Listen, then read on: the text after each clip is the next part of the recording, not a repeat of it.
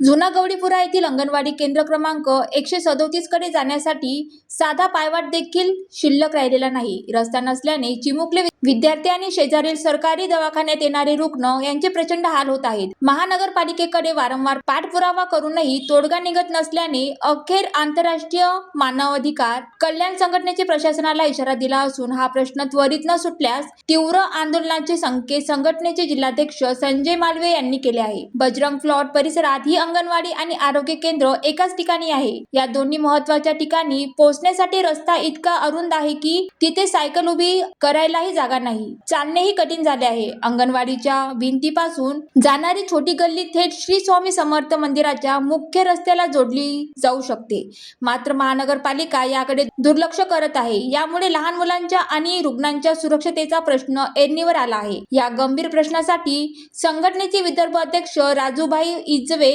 उपाध्यक्ष सुमित बिजवे, अमरावती जिल्हा अध्यक्ष संजय मालवीय आणि उपाध्यक्ष सचिन जोग यांनी पुढाकार घेतला आहे। तसेच राजूभाऊ खर्चान, उदय पांडे, डॉक्टर सुयोगा पानट, योगिता बिजवे, अनिकेत मुंदडा, अनुप बिजवे, सतीश पुंड आणि सुनील मरोडकर या सर्व सदस्यांनी एकत्र येत आयुक्तांना लेखी निवेदन दिले आहे। लोकहिताचा हा रस्ता तातडीने खुला करावा अशी मागणी आता जोर धरत आहे। अंगणवाडी या दवाखाना यासारख्या सेवांसाठी रस्ता नसणे हे प्रशासनाचे मोठे अपयश मानले जात आहे। वारंवार विनंती करूनही पालिका अधिकारी या समस्येकडे कानाडोळा करत असल्याने स्थानिक नागरिकांमध्ये संतापाची लाट उसळली आहे। आता मानवाधिकार संघटनेच्या हस्तक्षेपामुळे हा प्रश्न मार्गी लागतो याकडे सर्वांचे लक्ष लागले आहे। अमरावती जिल्हा अध्यक्ष श्री संजय मालवीय।